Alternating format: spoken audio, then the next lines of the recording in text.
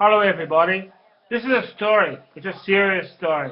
It's called It's a Hard Life for Dr. Brive at the Buddhist Temple. You see, I'm a Buddhist.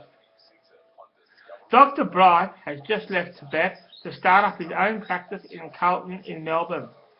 But the only problem is that this hospital has just been reopened since the Coopers owned it back in 1991. And it has been given a facelift since that tragic bomb back then. Dr. Brive arrived there, but amongst other things, he decided not to say he was a Buddhist because most of the population is Christian. And he feels that if he mentions his faith, he mightn't have a job very long. But yes, he was peaceful to everyone, no matter who walked through the door. Like me. I'm a very peaceful person. On his first day, he had a man who has alcoholic poisoning, with not many days to live. And he asked Dr. Brive if he can drink beer because if he can't be saved, what's the point of trying? At least he wanted to go out of this world having fun, which that's what Buddhists do, have fun. Drunks don't have fun. And mind you, when he says he wants to have fun, he is likely to have so many affairs, his wife and kids add them to the affairs about his will, saying which child will get which wife. None of them wanted these wives, but the eldest son wanted turf burger because she was hot. But that just blew up in his face, and his next patient was Rob Parkin, who was a retired doctor.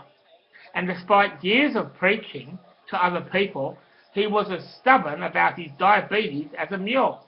And he had too many candy bars. That's why he had diabetes. And Dr. Brive told him that he must give them up or he will die. And the doctor told him to fuck off!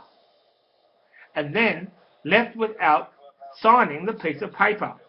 And Dr. Brive said, send out the bill. And his next patient was 11-year-old Harry, who at the age of 9 was diagnosed with cancer and has been going to Camp Quality ever since, a lot. And he has fun there. But today, he was doing his chemotherapy and Dr. Brive can't seem to find the cancer. And asked his doctor for another opinion, because they did see the cancer before, and Harry waited as they did tests, and Harry was getting excited.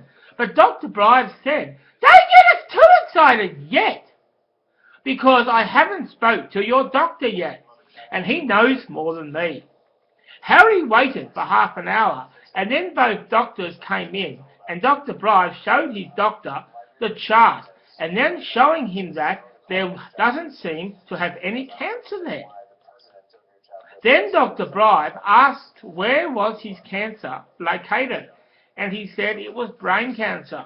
And yes, I can't seem to find it, but I must check it a bit further, just to make sure it isn't going to find his way back. And he checked and said, you haven't got cancer at the moment, but be careful. Don't forget, your cancer looked to be hard to treat. So it could come back. I want you to visit Dr. Brive once a week, just to make sure that it stays away. Do you think you can do it? Harry was so excited that his cancer has gone. From that day, he wanted to have fun. Meanwhile, Dr. Brive's next patient was Rita Hollingworth, and she has obesity. She doesn't like doctors even when they say that she is eating herself to an early grave. But Dr. Brive didn't do that. In fact, he was nice and said the first step to losing weight is being treated like an adult about it. You see, it keeps peace and makes the big person feel grown up and motivated. And every day Rita would complain how downgrading the Biggest Loser is, And Dr. Brive said, just hang in there. And remember to try to stop eating things you love instead of healthy food. Dr. Brive's next patient, who also is suffering from obesity, but this lady who suffers from acute schizophrenia, and the medication that she was on made her fat. And she has no self-esteem. And Dr. Brive put her on another drug and says, we are slowly taking you off awful hunger drugs and put you on Seroquel to take 1,400 before you go to bed.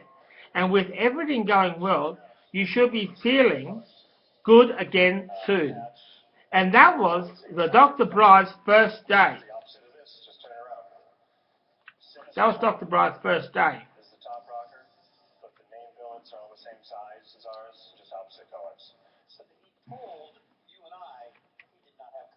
Let's go to that last thing.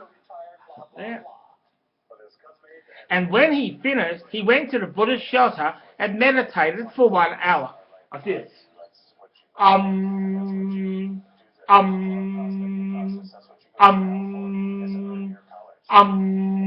the kids next door going,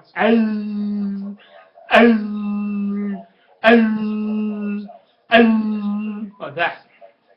And after that, he went home to play Buddhist music in his garage. And the whole street liked him and wanted to hear his music. And he brought everyone closer to the Buddhist soul, which is the soul that travels between lives. Christians, I don't believe in the Christian Kamari stuff. I believe in Buddhism. Coming back, going. Coming back, going. Coming back, going. Mending every blade of grass. You know, people are teasing in my head, but I could take it because I am a Buddhist.